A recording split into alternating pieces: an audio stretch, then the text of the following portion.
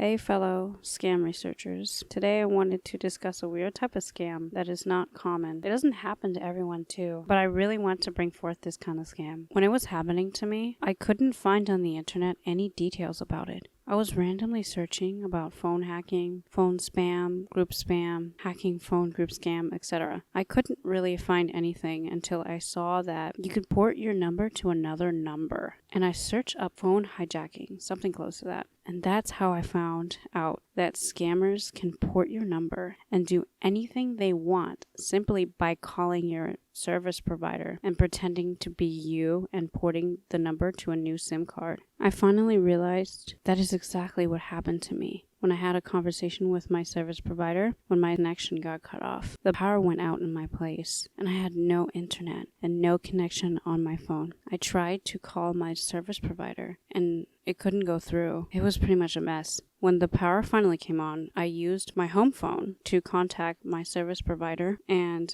they asked me to verify a few phone calls that I called as of recent. Later on, I found out that they asked this was because they wanted to verify if I was the true owner of the phone. And I asked her, why did I need to do that? And she told me, well, yeah, we need to do that when you move SIM card to another phone. And at the time, I was still dumb to the fact that I could have been scammed. I was confused, but I went with it. After that, later on, I contacted my service provider again to talk to them about removing email to text option on my phone so the spammers can stop spamming me. They told me that my phone was frozen due to spamming. I wasn't spamming. So how could have that happened? Well, you see, there are many types of scams. A lot of people get phone call scams, text scams about Amazon account or Facebook account, and more. There's a different kind of scam going around, though, where scammers are texting either with numbers or using an easier method, email to text, so they can randomly text a bunch of people. Usually 20. And this is probably because the maximum amount of people you can mass text is 20. And if you're on iPhone or iPad, it's 25. And so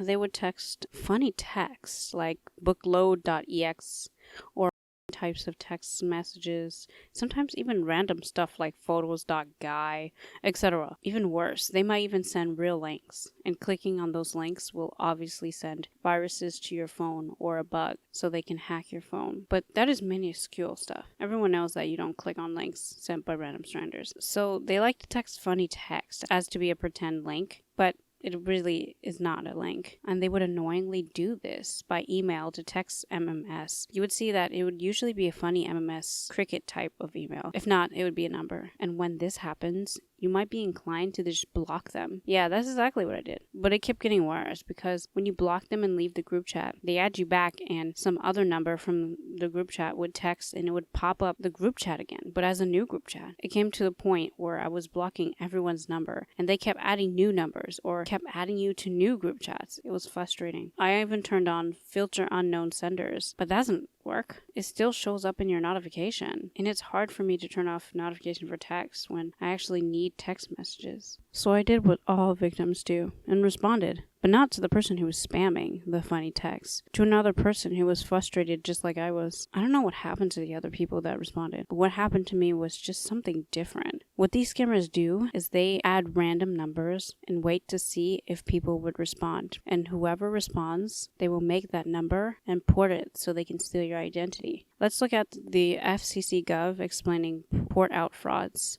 As we can see in the FCC Federal Communications Commission government website, they call it a port out fraud, and they say that it can target your private accounts. And as they mention here, what is very important is like your social security number and stuff like that. And they say a way that your phone can be hijacked through a porting out scam. And they say mobile phone numbers can legally be ported from one provider to the next when you switch your phone service. Phone companies have established safeguards to protect this process, such as having account holders set up a PIN and a password they must provide when calling about their account. But scammers with enough of your personal information can interfere, hijack your phone number, and with it, your identity. Scammers go after their target's personal information, such as their name, address, birth date, PINs or passwords, and last 4 digits of their social security numbers. Scammers may try to get this information by calling their target and impersonating a trusted business or institution, then asking a series of questions to gather as much as possible. In some cases, the information may be already stolen and available on the dark web. So they say to protect yourself, you want to make sure you have a PIN, stay vigilant, and don't respond when they call or text you, and don't overshare information. Then they have contact your phone company, contact your bank and other financial institution, file a police report, place a fraud alert on your credit reports and copies of your report. So quite frankly, I have a better plan for service providers so that they can keep people safe.